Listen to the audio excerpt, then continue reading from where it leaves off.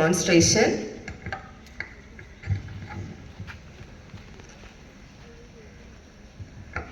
First thing, we have to wet our hand. Then take a drop of soap solution. Then start with the palm to palm rubbing. Palm to palm, we have to rub the hand. Then next thing is we have to rub the hand in backwards. That means cover the back side in between the fingers like this. Both the hands together.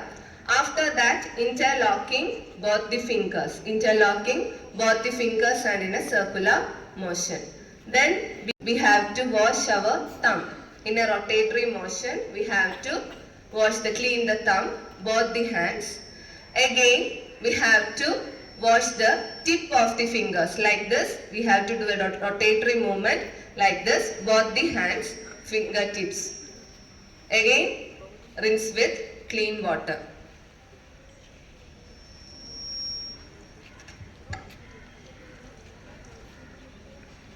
So this is how we have to wash the hands.